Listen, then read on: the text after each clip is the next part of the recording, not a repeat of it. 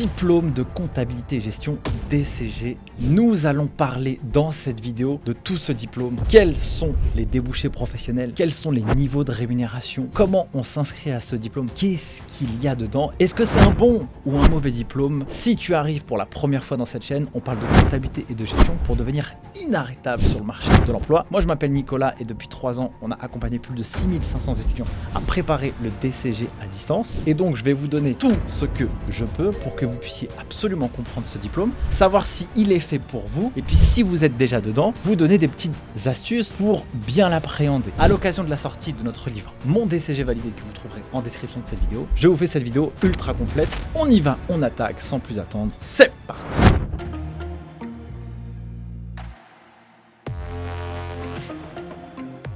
Avant de commencer, je vais vous dire qu'est-ce que le diplôme de comptabilité et gestion peut vous apporter. Qu'est-ce qui peut vous permettre d'avoir dans votre vie future? La première chose, c'est que le DCG peut vous permettre d'avoir un job à responsabilité demain, que vous soyez chef de mission, directeur administratif et financier, contrôleur de gestion, auditeur. C'est un diplôme qui est là pour vous amener à des postes à responsabilité. Il vous permet aussi de poursuivre vos études, que ce soit en Bac+5, parce que le DCG est un niveau Bac+3, il peut aussi vous aider à aller vers le Bac+8 et le fameux diplôme d'expertise comptable, le DEC. Autre point que le DCG vous permet, c'est d'avoir un salaire. Il fonctionne comme un livret A, ce diplôme. Je ne connais personne qui a le DCG validé avec une tête normalement bien faite qui n'a pas de job à la clé. Les entreprises et cabinets d'expertise comptable sont en recherche permanente de ce genre de profil et les cabinets de recrutement que je peux côtoyer, eh bien, ils sont complètement à la recherche de ce genre de profil. Donc, en ayant ce diplôme, vous avez l'assurance d'avoir un job sans problème. Aussi, le DCG vous permet soit de créer votre boîte ou d'aller vers d'autres horizons. Vous le verrez en fin de vidéo, j'ai plein de cas avec des gens qui ont passé le DCG et qui font autre chose et qui s'en servent justement pour leur job au quotidien. Enfin, ce DCG vous permet de faire des expériences à l'étranger dans un monde de plus en plus globalisé. C'est toujours intéressant d'avoir ça à son actif parce que d'un point de vue culturel, c'est trop intéressant et ça donne une grande richesse. Et puis dans l'expérience professionnelle, eh bien, ça vous apprend des choses que vous ne pourriez pas apprendre si vous restiez dans la région parisienne, dans le sud-est pendant 40 ans, par exemple. Autre chose aussi que je voudrais aborder, c'est que le DCG, il est à la fois méga technique, vous avez un contenu pédagogique à l'intérieur d'un niveau incroyable, souvent c'est sous-estimé, mais ça je vous l'expliquerai juste après. Il est très coté sur le marché comme je vous l'ai dit. C'est un diplôme qui est diversifié et qui est adapté aussi au monde de l'entreprise et du cabinet. Alors, il y a un petit problème avec le DCG, c'est que le taux d'échec, il est, en tout cas en 2022, de 63,6%. Ça veut dire que sur 100 personnes qui passent le diplôme, 64 ne le valident pas. C'est plus que la moitié. Alors, qu'est-ce qui explique ça? On pourrait dire que le diplôme, il est trop technique, trop théorique, trop compliqué. Mais en réalité, il n'est pas si difficile que ça, c'est juste l'approche de prendre le diplôme qui n'est pas suffisamment bonne. Je vous expliquerai toutes les difficultés juste après, mais avant, on va commencer à introduire déjà sur le DCG. Alors, qu'est-ce que c'est? Le DCG, c'est un diplôme de comptabilité et de gestion. Niveau Bac+3, un des premiers paliers vers l'expertise comptable. C'est un diplôme d'État qui traditionnellement se prépare en 3 années. Il peut se préparer en formation initiale, en alternance ou en candidat libre. Ça, c'est la petite particularité de ce diplôme. En initiale, souvent, vous avez des classes prépa dans des lycées publics. Vous avez aussi des écoles privées où il faut payer pour faire de la formation initiale. Vous avez aussi des écoles privées où vous pouvez faire de l'alternance. C'est très coté, l'alternance avec ce diplôme et c'est vachement recherché.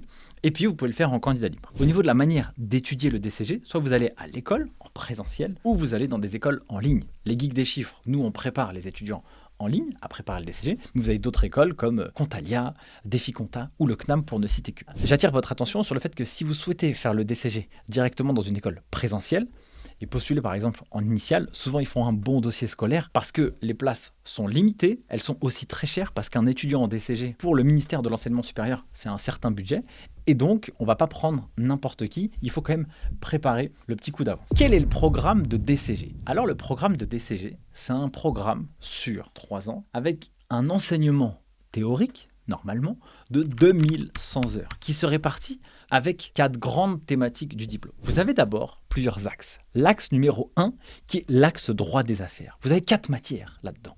Vous avez les fondamentaux du droit, le droit des sociétés et des groupements d'affaires, le droit fiscal et le droit social. Ces UE, comme on les appelle en DCG, unités d'enseignement, elles sont méga importantes. On le voit ici qu'elles représentent 600 heures d'apprentissage. D'un point de vue naturel, on pourrait penser que le DCG, c'est un diplôme de comptabilité et de gestion. Donc on pourrait le réduire qu'à de la compta ou de la finance ou du contrôle de gestion si on connaît un peu. Mais en réalité, on le voit un petit peu plus bas ici. L'axe gestion comptable et financière, la gestion comptable et financière, cet axe numéro 2, il est composé de 690 heures, soit 32% du diplôme. Et si je prends que la partie compta, c'est encore moins de temps d'apprentissage. Donc en réalité, le DCG, c'est un diplôme ultra diversifié, comme je vous l'ai dit juste avant. Et ce qui est important avec ce diplôme, et moi je le dis depuis très longtemps, en 2019, quand on a lancé l'école en ligne Les Geeks des Chiffres, on avait plusieurs formations, mais on proposait déjà des formations en DCG. Je disais à ce moment-là que le DCG, c'est le bac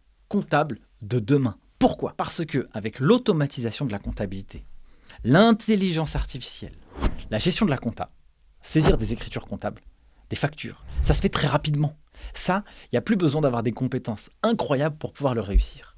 Qu'est-ce que les entreprises et les cabinets ont besoin ? Ils ont besoin d'avoir du conseil. Ils ont besoin d'avoir des gens qui puissent leur faire parler leurs chiffres. Ils ont besoin d'avoir des gens qui puissent les aiguiller sur les structures juridiques à créer. Ils ont besoin d'avoir des gens qui puissent leur dire « Attention, si vous recrutez un CDD, voici comment il faut le recruter et voici les risques en face. » Le DCG vous permet de voir dès le cursus et dès les études ces compétences-là. Et c'est ça qu'on demande aujourd'hui un peu plus dans le marché de l'emploi plutôt que de faire de la production de la compta. Donc, il ne faut surtout pas minimiser cet impact-là juridique. C'est une valeur phénoménale et fondamentale dans ce diplôme de comptabilité et gestion d'avoir ces yeux juridiques. Non seulement en plus, on voit qu'on a du droit fiscal. Et dans le droit fiscal, franchement, vous avez une monstruosité de choses à maîtriser. Parce que quand on crée une boîte, elle aura plusieurs régimes d'imposition. Imposition à l'impôt sur le revenu, à l'impôt sur les sociétés. En fonction de son bénéfice, elle n'aura pas le même taux d'imposition. Peut-être qu'elle va enregistrer des choses en comptabilité qu'elle n'aura pas le droit d'enregistrer, qui seront déductibles d'un point de vue comptable, mais pas d'un point de vue fiscal. Il y aura des réajustements à réaliser. Si vous êtes dans une TPE, une PME, une start-up ou un grand groupe, on n'aura pas les mêmes typologies de problématiques juridiques et financières. Le DCG, quand bien même il est critiqué qu'il est trop technique ou trop théorique, si on a bien appréhendé la logique de chacune des matières, on peut en tirer un bénéfice incroyable. Et juste avec un niveau Bac+3, on peut répondre très sincèrement à 80% des besoins des entreprises en termes de comptabilité, finance et gestion juridique. Qu'est-ce que nous avons d'autre ? Donc nous avons sur la partie comptabilité, on a la comptabilité traditionnelle, comptabilité courante, vous avez la comptabilité approfondie. Là, on va sur des opérations un peu plus complexes, un peu plus techniques, quelques dérogations aux principes généraux qu'on peut avoir dans la comptabilité. Vous avez la finance d'entreprise et le contrôle de gestion. Maîtriser l'axe 2, c'est la garantie d'avoir un job sans aucun problème, que ce soit en entreprise ou en cabinet. Maîtriser la partie juridique, ça vous donne des opportunités encore plus importantes. Ensuite, vous avez une autre partie qui est l'axe 3 et l'axe 4. L'axe 3, l'analyse économique et managériale. Vous avez l'éco et le management. Ces unités d'enseignement, elles sont très intéressantes car vous avez l'économie. L'économie, c'est comprendre le monde dans lequel on évolue. J'ai un podcast qui s'appelle le podcast Les Geeks des Chiffres, que vous pouvez voir aussi en description de cette vidéo, où je vais à la rencontre souvent d'experts comptables pour avoir des retours d'expérience. Et les experts comptables me disent souvent « Nicolas, l'économie m'a donné l'envie de rejoindre la profession parce que ça m'a montré quelque chose du monde de l'entreprise qui m'a donné cette sensibilité. » Souvent, l'économie, on voit ça en première année de DCG. Vous verrez l'ordre de passage des yeux juste après. Vous avez aussi la partie management. On peut comprendre quelles sont les différentes stratégies à adopter en entreprise. N'oubliez pas que, en fonction de ce qui va se passer dans une boîte, les décisions qui seront prises, l'environnement dans lequel l'entreprise évolue, eh bien, l'entreprise agira et en fonction de ses actions et de son environnement, eh bien, il y aura un impact chiffré. L'impact chiffré, c'est quoi ? Vous allez produire une compta et cette compta, il faudra l'analyser. Donc, c'est très, très intéressant de maîtriser l'ensemble de la chaîne de valeur des matières parce qu'elles sont toutes intéressantes pour apporter de la bonne analyse et du bon diagnostic sur les chiffres que l'entreprise va produire. Mais ces chiffres, elles émanent d'une histoire et maîtriser l'éco et le management, c'est aussi très intéressant pour avoir une finesse de jugement dans ce que vous allez recevoir dans les documents de synthèse, bilan et compte de résultats, pour ne citer que ça. Je pourrais par exemple vous donner un exemple. On va parler de management. Et dans le management, eh bien, on va pouvoir analyser plusieurs typologies d'entreprises. Aujourd'hui, les entreprises, pour se démarquer, elles vont aussi beaucoup travailler sur la culture d'entreprise, le style de management, les stratégies pour aller attaquer des marchés, se protéger sur un marché. Maîtriser ça, savoir de la valeur. J'ai fait une petite analyse sur l'ensemble des profils des directeurs financiers du Next 40. Next 40, c'est un label qui a été fait par la French Tech, qui dit que les boîtes les plus prometteuses, qui ont levé plus de 100 millions d'euros, qui ont un statut de licorne, ça veut dire qu'elles valent plus de 1 milliard, eh bien, j'ai analysé les profils des directeurs administratifs et financiers de ces boîtes. Eh bien, ils ont une réelle culture business, une réelle culture managériale, une réelle culture de l'environnement économique de l'entreprise. Ils se servent de la comptabilité, mais ils connaissent le tout. Ne minimisez surtout pas ça dans le cadre du DCG, c'est très important et ça peut même créer des vocations chez vous. Ne pensez pas que c'est une matière à valider parmi tant d'autres. Autre axe, vous avez l'axe 4 qui est l'axe communication et environnement numérique. Vous avez les systèmes d'information et de gestion, vous avez l'anglais des affaires et la communication professionnelle. Les SIG, comme on l'appelle souvent, on peut penser que c'est une épreuve un peu technique, un peu trop théorique. Je pourrais quand même apporter mon point de vue sur cette partie-là. Il y a quelque chose qui est peut-être un peu trop théorique pour les étudiants de la filière compta-gestion, mais quand même, le système d'info, c'est quelque chose qui est partout dans le monde de l'entreprise. Le traitement des données, la sécurisation des données, comment elles se matérialisent dans le monde de l'entreprise. C'est pas comme ça. À l'époque, la comptabilité se faisait sur un livre-journal, sur papier. Maintenant, il y a des outils. Je fais une facture, je dois l'encaisser. J'ai des flux qui arrivent de partout. J'utilise des systèmes comme Stripe pour payer en ligne, PayPal. Il y a des virements, il y a des banques traditionnelles, des banques en ligne. Il y a la facture électronique qui arrive dans les prochaines années. Tout ça, c'est une gestion des flux dont le système d'information fait partie intégrante. Vous ne pouvez pas ne pas maîtriser ces sujets-là. Quand vous allez travailler en comptabilité et gestion, vous devez savoir d'où viennent les flux et savoir s'ils sont justes. Naturellement, vous avez l'anglais des affaires. Dans un monde toujours plus général et plus globalisé, eh bien, c'est important de pouvoir le maîtriser. Surtout si vous souhaitez avoir une expérience à l'international. Je connais une personne qui bosse chez Mazars, qui a travaillé à Londres, à Paris, à New York, à Singapour, en faisant de l'expertise comptable.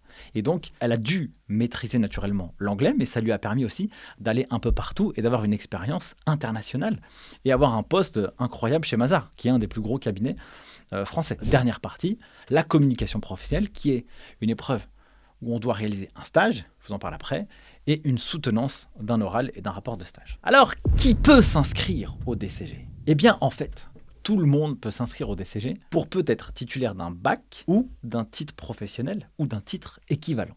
Un bac, ça peut être quoi ? Un bac général, un bac STMG, ça peut être un titre pro de gestionnaire et d'assistant comptable. Dès lors que vous avez ça, vous avez la possibilité de vous inscrire au DCG. Et je vous rassure tout de suite, vous n'avez pas besoin d'être un génie en comptabilité, vous n'avez pas besoin d'être un génie en maths pour pouvoir réussir le DCG et vous y inscrire. Ce qu'il y a en termes de comptabilité, on reprend les bases dès l'épreuve de comptabilité. Et sur la partie mathématiques, il n'y a pas grand-chose. On va vous demander de maîtriser les additions, les soustractions, les divisions, les multiplications, sachant qu'il y a quand même des matières où on n'a pas le droit à la calculatrice dans les examens, très souvent. Et puis, vous avez quand même des choses un peu plus techniques en finance ou en contrôle de gestion sur la partie mathématique, mais ce n'est pas insurmontable. Donc en réalité, tout le monde a sa chance. On le voit bien chez les geeks des chiffres, on a énormément de personnes qui ont un bac ou un titre équivalent et qui s'inscrivent en candidat libre et qui préparent le DCG depuis chez eux, même en ayant un travail à côté, et qui se donnent et qui s'organisent corps et âme pour pouvoir y arriver. Donc tout le monde a sa place. Ensuite, quelles sont les dates d'examen et combien coûte le fait de pouvoir passer le DCG ? Cette question est un peu subtile parce que vous pouvez préparer le DCG seul ou directement dans un établissement scolaire. Donc si vous êtes dans un établissement scolaire public, vous ne payez pas l'école, mais par contre, il faudra payer l'inscription aux matières. Si vous êtes en DCG en alternance, donc vous avez à l'école et à la fois en entreprise, c'est l'entreprise qui paye l'école. Donc vous ne payez rien, mais il faudra payer l'inscription aux matières. Et puis, si vous passez le DCG en candidat libre, vous ne payez pas d'école, mais par contre, il faudra payer l'inscription aux matières. Donc, les dates qui sont importantes à retenir, c'est les suivantes. Pour s'inscrire au DCG, traditionnellement, ça se fait entre fin janvier jusqu'à fin février, parfois début mars de chaque année. Donc là, c'est le moment où vous devez vous inscrire. L'inscription, elle se fait en ligne sur un site qui s'appelle Cyclades, qui est un site de l'enseignement supérieur. Les examens du DCG se déroulent entre le mois de mai et le mois de juin de chaque année, et il n'y a qu'une seule session par an. Donc quand on dit que vous passez l'épreuve des fondamentaux du droit le 23 mai, par exemple, eh bien, vous avez que cette session-là. Et pour pouvoir vous y inscrire et pour pouvoir passer cette épreuve à cette date-là, eh bien, il faut s'être inscrit au préalable entre janvier et février, comme je vous l'ai dit jusqu'avant. Les résultats, ils sont divulgués sur Internet à la moitié du mois de juillet. Et le coût d'inscription par matière, ce que je vous disais juste avant, c'est 22 € par UE. Donc, si vous passez 5 matières sur une année, eh bien, il faudra faire 5 fois 22 €. Il faudra payer 110 €. Une question qu'on reçoit très régulièrement au support client chez Guide des Chiffres, c'est la suivante. Dans quel ordre préparer les UE du DCG? Alors, il y aura 3 choses à considérer. La première chose à considérer, c'est soit vous allez suivre le schéma traditionnel de l'école. Que vous soyez à l'école, là vous n'aurez pas le choix. Vous allez faire l'année 1, l'année 2 et l'année 3, un certain nombre de matières par année. Soit vous allez suivre les tendances du marché de l'emploi. En fonction de ce qui est demandé sur le marché de l'emploi, vous allez commencer par préparer les UE qui vont être demandés sur le marché de l'emploi. Par exemple, une entreprise vous demandera de faire une déclaration de TVA, calculer un impôt sur les sociétés, mais elle s'en moquera un peu que vous maîtrisiez l'économie ou les fondamentaux du droit, si son objectif c'est de produire la compta et de respecter les obligations fiscales. Troisième point, c'est de suivre en fonction de son intuition. Là, on va commencer déjà par le schéma traditionnel de l'école. En général, vous avez donc 3 années, et sur les 3 années, vous avez l'année 1, où vous avez les fondamentaux du droit, l'éco, les SIG, la compta et l'anglais des affaires. Attention, ça, ce n'est pas valable dans toutes les écoles. Il y a certaines écoles qui font 4 UE la première année, et puis qui vont aller sur d'autres UE les années suivantes. C'est peut-être pas forcément celle-ci, mais c'est un schéma global. Parfois, vous avez des UE qui se préparent une partie en année 1 et une partie en année 2. Là, je vous donne un exemple, mais c'est à peu près ça régulièrement. Ensuite, vous avez l'année 2, vous avez le droit, des droits des sociétés, le droit fiscal, la finance et la comptabilité approfondie. Donc là, c'est une espèce d'année mix entre du droit et de la technique. Et l'année 3, vous avez le droit social, le management, le contrôle de gestion et la soutenance de votre communication professionnelle. Ça, c'est quand vous êtes à l'école. Si vous êtes en candidat libre, vous pouvez aussi adopter ce modèle. Vous prenez le schéma de l'école et vous allez commencer à préparer vos UE dans le même ordre. Par contre, il y a une petite particularité. Souvent, quand on est en candidat libre, eh bien, je suis en reconversion professionnelle. Ça me saoule, je suis dans un job qui ne me plaît pas et j'ai envie de faire de la comptabilité. Est-ce que vous allez attendre 3 ans pour pouvoir trouver un job dans cette filière? Non, vous n'êtes pas obligé. Les exemples, j'en ai plein. Et il y a des gens qui ont commencé par étudier la comptabilité approfondie, la finance, le droit fiscal, et qui ont réussi à trouver du travail juste en préparant / validant ces matières, et pourtant ils n'ont pas validé tout le cursus. Ça, ce sont des compétences qui sont demandées dans le monde du travail. Si vous souhaitez bosser en cabinet comptable, par exemple, eh bien, maîtrisez bien la compta, la fisca, le droit des sociétés et le droit social, par exemple, parce que ça, c'est des sujets que vous allez vraiment rencontrer dans le cadre du cabinet au quotidien. Ça, c'est quelque chose que vous pouvez faire. Naturellement, il faut toujours respecter une certaine logique pédagogique quand vous allez passer les UE du DCG. Si je reviens au niveau des matières qu'on a dans le programme, voilà. C'est compliqué de passer comptabilité approfondie avant d'avoir préparé la compta. C'est compliqué de passer le droit des sociétés avant d'avoir fait les fondamentaux du droit. Quoique, parce que les fondamentaux du droit, ce qu'on apprend en DCG, c'est la méthodologie pour répondre aux questions des examens. Si vous souhaitez préparer le droit fiscal ou le droit social ou le droit des sociétés sans avoir fait les fondamentaux du droit, ça risque d'être compliqué. Sauf si vous maîtrisez ce qu'on appelle le syllogisme. Parce que pour répondre aux questions juridiques en DCG, il faut respecter une règle précise qu'on appelle le syllogisme. Ça, on vous l'explique en long, en large et en travers dans le livre Mon DCG validé que vous avez en description de cette vidéo. Donc pour cette partie-là, c'est là où il faut faire attention. Ensuite, j'ajoute quand même un truc. C'est que j'ai écrit en suivant son intuition. Alors, en suivant son intuition, c'est quoi? C'est qu'il y a des gens qui veulent vraiment changer de vie. Et ça, on le voit tout le temps. Il y a des mères de famille célibataires qui sont seules à élever leurs enfants. Il y a des gens qui ont perdu confiance en eux, qui ont vécu une succession d'échecs et qui ont quand même envie de pouvoir s'en sortir. Qu'est-ce qu'on va leur dire à eux? Et qu'est-ce qu'on leur dit, nous, chez les Guides des Chiffres? C'est pas, faites 5 UE la première année, travaillez à côté, ça va être ultra galère et vous n'allez pas y arriver. C'est ça, en fait, la réalité. Donc, on dit, suivez votre intuition. Allez là où votre cœur et votre cerveau vous emmènent. Parce que parfois, tant que ce n'est pas incohérent, si vous faites ça, eh bien, vous allez réussir à gagner confiance en vous. Vous allez allez sur une UE qui vous plaît, par exemple l'anglais des affaires parce que vous êtes bilingue et vous maîtrisez ça. Vous allez commencer à l'étudier, vous allez la réussir, vous allez prendre confiance en vous.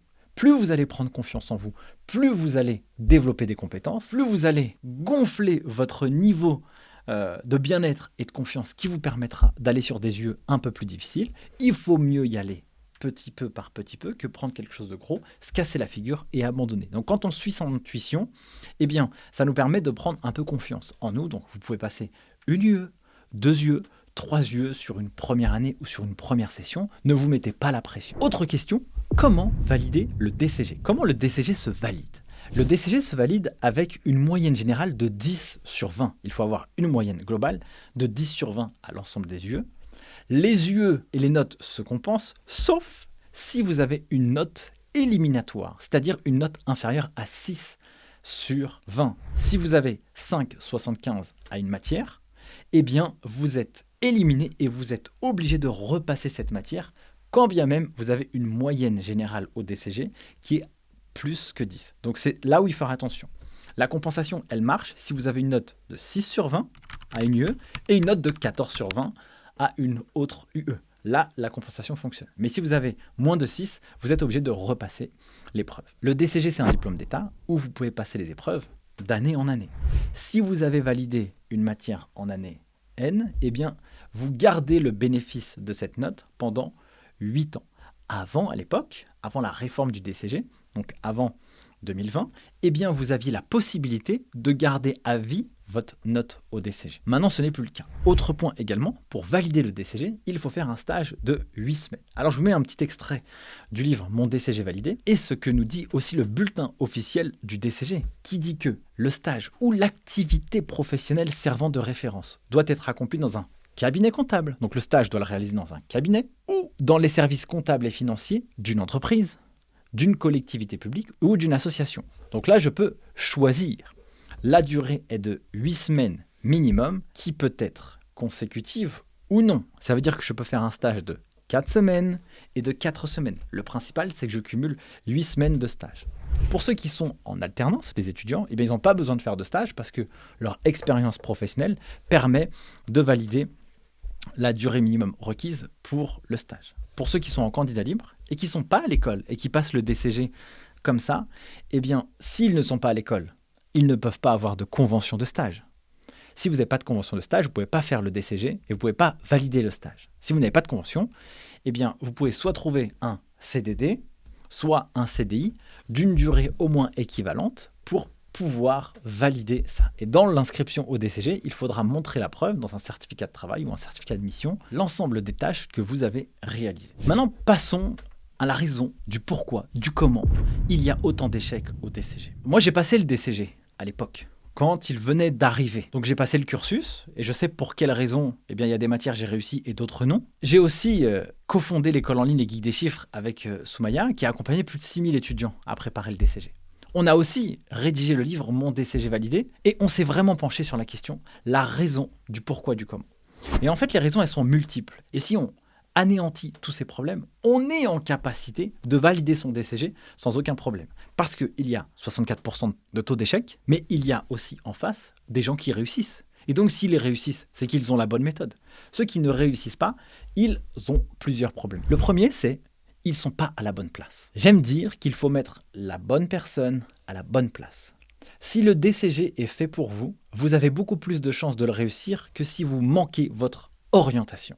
C'est un cursus, l'expertise comptable, la comptabilité, la gestion, la finance, le juridique. C'est destiné à des gens qui aiment les règles, qui aiment l'analyse, qui ont de bonnes compétences analytiques en communication, qui aiment les normes, qui aiment que les choses soient bien faites, pour ne citer que ça.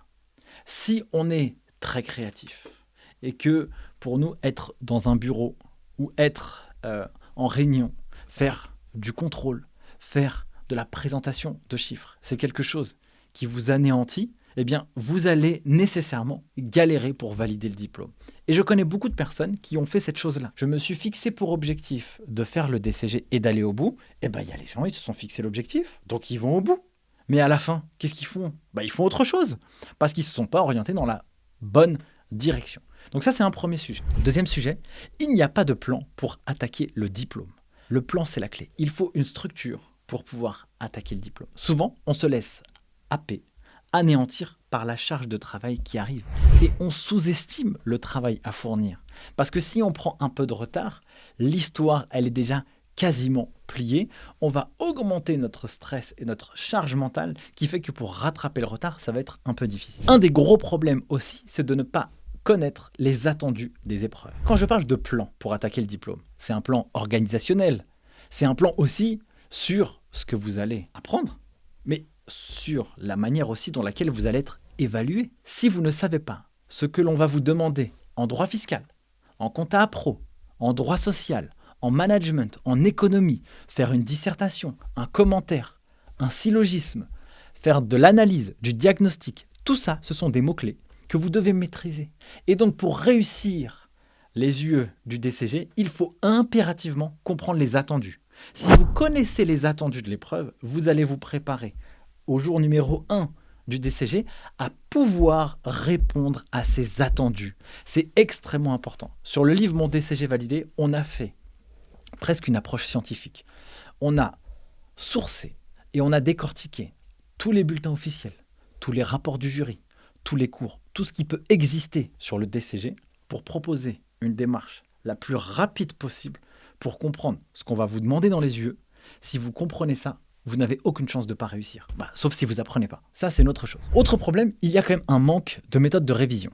À l'école, malheureusement, on ne nous a pas appris à apprendre. On nous a dit « apprends », mais on ne sait pas comment faire. Il existe des méthodes de révision, des prises de notes utiles et intelligentes. On ne prend pas tout en note, mais on doit le faire si ça peut être utile. Tout dépendra du moment dans lequel on est dans l'année quand on va réviser. Nous avons aussi des méthodes de mémorisation.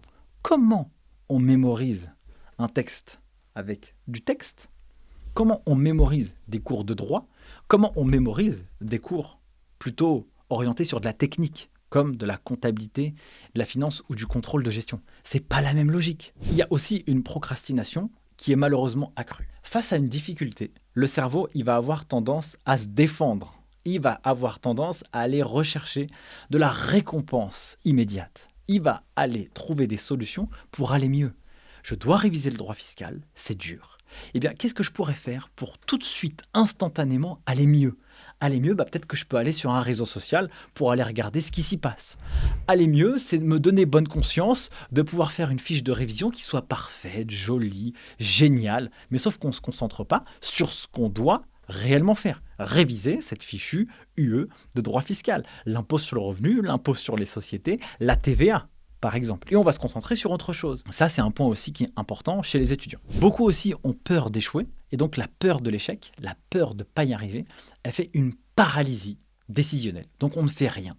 Comme on a peur de ne pas réussir, on ne fait rien. Et comme on ne fait rien, eh bien on n'a aucune chance de réussir. Dernier point, ça, ce sont les rapports du jury qui le mentionnent aussi, c'est que le contenu pédagogique que l'on retrouve de manière générale n'est pas suffisamment haut niveau. Et en regardant les rapports du jury, on voit bien qu'en fonction des académies, il y a des disparités de niveau où il y a un enseignement qui n'est pas suffisamment de qualité. Mais sachez une chose, que là je vais vous montrer 3 profils à l'écran, où ces gens ne sont pas des génies. Ils ont réussi à ne pas échouer le DCG en ayant des méthodes assez simples. Je vais vous donner 3 personnes à l'écran. Vous avez ici Adam. Adam, lui, il a un BTS, comptabilité et gestion. Il y a certains diplômes qui vous donnent des dispenses de certains diplômes.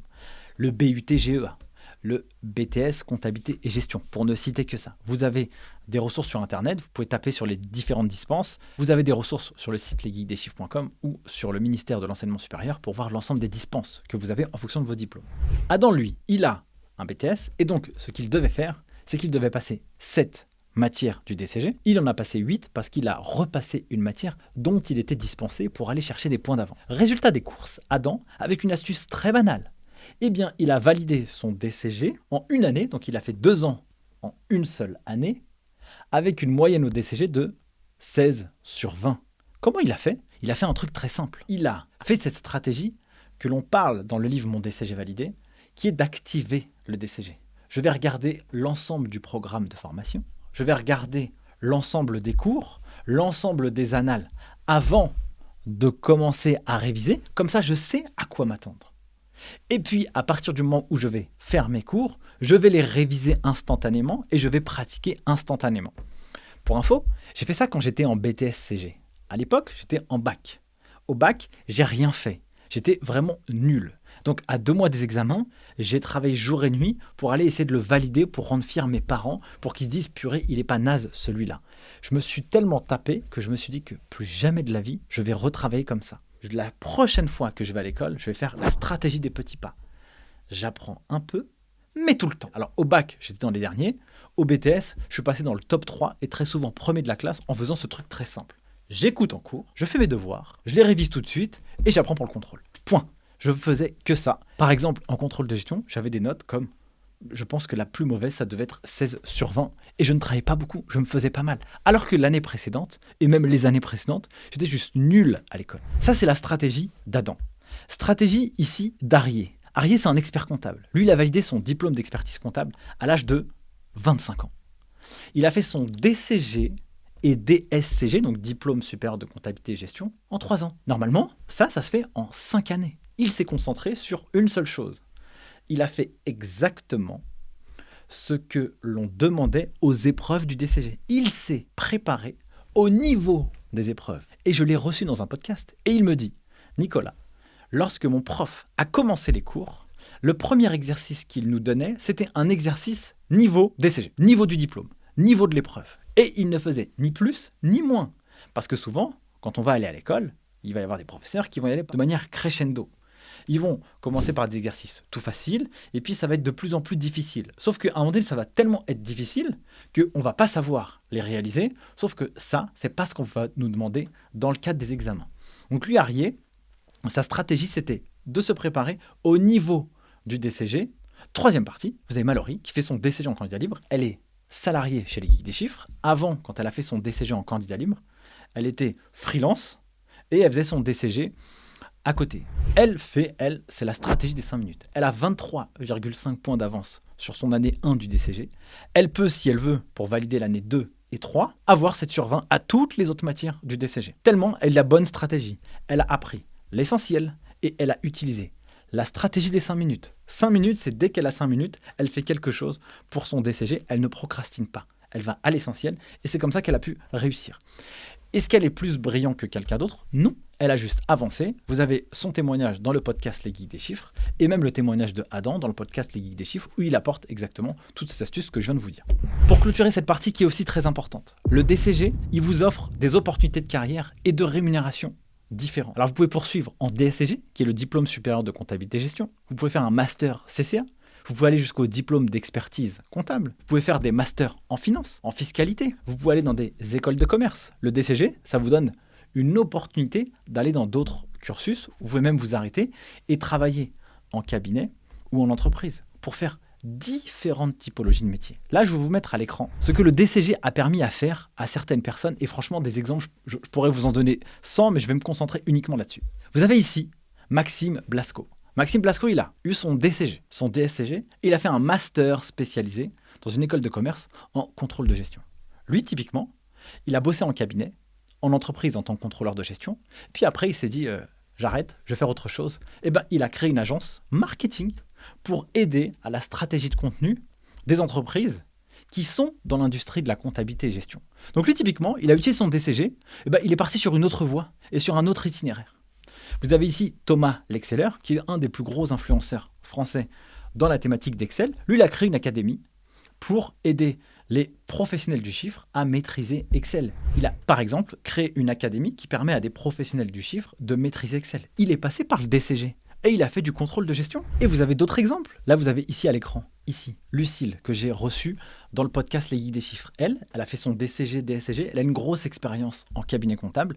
Et là, elle a validé son deck et elle fait autre chose. Elle accompagne des entrepreneurs à structurer leur projet d'entreprise sur la partie administrative et financière, mais elle ne fait pas de la tenue compta. Elle va aussi les aider et les coacher pour qu'ils puissent bien développer leurs idées et leurs projets avec du coaching en développement personnel. Vous avez ici Cédric. Cédric, lui, il a fait son DCG, son DSCG, son DEC. Il bosse en entreprise dans une start-up européenne spécialisée dans le recrutement et dans la marque employeur. Et bien typiquement, lui, il s'occupe uniquement en comptabilité de la partie comptabilité client, sur toute la comptabilité client, sur naturellement la structuration des flux, sur le recouvrement, sur l'optimisation des clôtures, etc. J'en passe et des meilleurs. Mais vous savez que ici, on est sur plusieurs typologies de profils. Et puis, vous avez d'autres personnes. Typiquement, vous avez Ennio Canino. C'est un bon gars. Il a une chaîne YouTube. Je vous invite vraiment à aller le voir. Il est super sympa. Lui, typiquement, il a fait son DCG. Là, il est en DSCG en alternance. Il bosse en tant qu'auditeur. Ça lui donne des opportunités. Et puis, vous avez une autre personne que là, j'ai découvert. Alors, je ne le connais pas. Mais par contre, j'ai trouvé son profil LinkedIn. Il s'appelle Benoît Leguet. Il bosse dans une startup qui a levé des millions d'euros. Il a fait son DCG. Et puis, il est CFO, directeur financier de cette boîte qui a levé, je sais pas, 20 ou 30 millions d'euros. Donc, en réalité, les débouchés, ils sont super diversifiés. Vous avez la possibilité, grâce à ce diplôme, d'évoluer vers d'autres environnements. Je vous invite à aller sur le podcast Les Guides des Chiffres. J'interviewe des gens, justement, qui sont issus de ces cursus et qui vous montrent le chemin qu'ils ont pris. Des exemples comme ça, j'en ai des centaines à l'appel. Et naturellement, vous pouvez être comptable en entreprise, sans aucun problème. Collaborateur comptable en cabinet, pas besoin d'avoir des postes à responsabilité comme je suis en train de vous les montrer. Vous pouvez avoir des jobs traditionnels dans lesquels vous aurez du boulot, sans aucun problème. Maintenant, parlons des salaires. Là, je vais être un peu mesuré dans mon propos. Le salaire, avec un DCG, vous allez trouver partout sur Internet des espèces de fourchettes entre 1600 net à 2300 euros net. Oui. Par contre, un salaire, il y aura deux typologies de manière de pouvoir le fixer.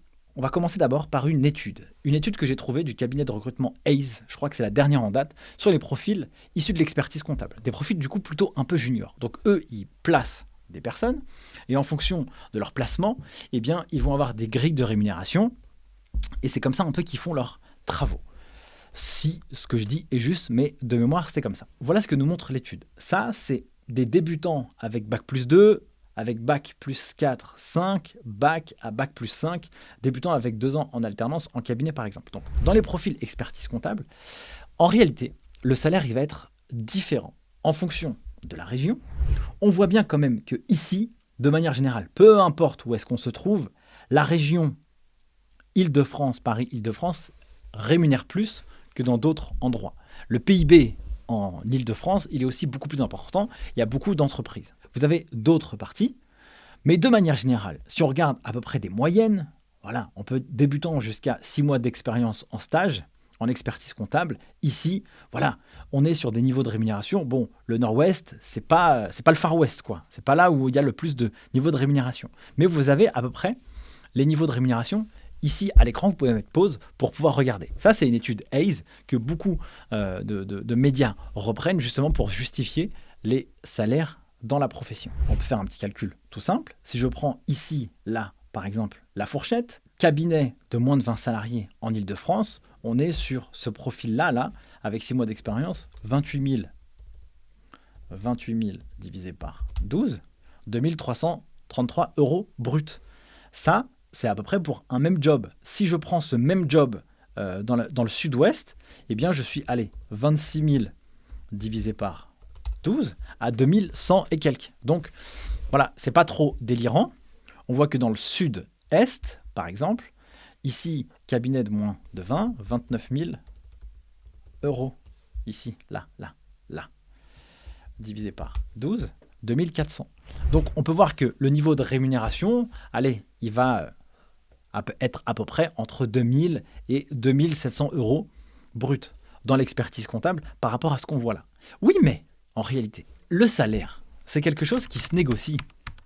En fait, on va vous rémunérer par rapport à la valeur que vous allez apporter. Si vous, demain, vous arrivez en entreprise à montrer que vous allez apporter de la valeur parce que vous allez produire plus ou permettre à une entreprise de faire plus de chiffre d'affaires, on devrait normalement vous payer un peu plus. Je prends ici quelqu'un que j'ai reçu aussi sur le podcast, Jérémy Ranchy. Lui, il a un cabinet à Lyon. Voilà, il recherche, par exemple. Lui, le niveau de rémunération, c'est 30 à 36K. Et quand on regarde l'annonce, il n'est pas figé sur le profil. On est sur du DCG, Master CCA, DSCG. Voilà, une fourchette de rémunération, 30 à 36K. Après, vous pouvez aussi adopter la stratégie Netflix. J'ai lu un livre de la Harvard Business Review, qui est une super revue, sur comment constituer une équipe gagnante. Et à un moment donné, on prend l'exemple de Netflix, où Netflix, il dit, qu'est-ce qui est mieux ? Est-ce que c'est mieux d'avoir 100 personnes ou c'est mieux d'avoir 50 personnes payées 2 fois plus. Donc on sera sur le même niveau de rémunération, mais si on prend que des warriors et des guerriers, et des gens compétents, ambitieux, intelligents, qui apporteront de la valeur, eh bien on pourra certainement les payer un peu plus. À titre perso, à l'âge de 24 ans, j'ai été responsable comptable dans une société d'assurance. Eh bien, en tant que responsable comptable dans une société d'assurance, je venais de valider tout juste mon DCG quelques mois auparavant. Eh bien, qu'est-ce qui s'est passé? Moi, j'étais payé 2800 € net. Donc 2800 € net, ça fait quoi ça en brut? C'est à peu près 3700. Voilà, j'étais payé 3700. Donc 3700 x 12, ça fait 44K. Ça faisait 6 mois. Par contre, qu'est-ce qui m'a permis d'avoir ce niveau de rémunération? C'est numéro 1, j'avais fait mon DCG, une partie à l'école, une partie en candidat libre. Donc j'avais arrêté mon DCG, j'ai trouvé un job. Et dans ce job, je m'étais tellement arraché que j'avais appris beaucoup de choses. C'est-à-dire que quand j'ai cherché un autre taf juste après, je venais de valider mon diplôme, eh bien j'avais réussi à avoir un niveau de rémunération qui était celui-ci. Mais des exemples comme ça, on peut en avoir. Donc sur la partie salaire, si vous avez confiance en vous et que vous savez que vous allez pouvoir apporter de la valeur à l'entreprise, alors pas de problème. Alors vous pourrez aller chercher des niveaux de rémunération qui pourront aller peut-être un peu plus. Sinon, vous avez au moins ça comme grille d'évaluation et moyenne. Voilà pour cette vidéo, j'espère qu'elle vous aura plu. Si vous avez des questions, n'hésitez pas à les mettre en commentaire. Si vous souhaitez valider votre DCG et avoir le chemin le plus rapide pour bien comprendre le diplôme, le réussir sans avoir besoin d'être un génie, allez directement commander le livre Mon DCG validé en barre d'infos. Sur ce, moi je vous dis à très vite pour une prochaine vidéo. Prenez soin de vous. Ciao!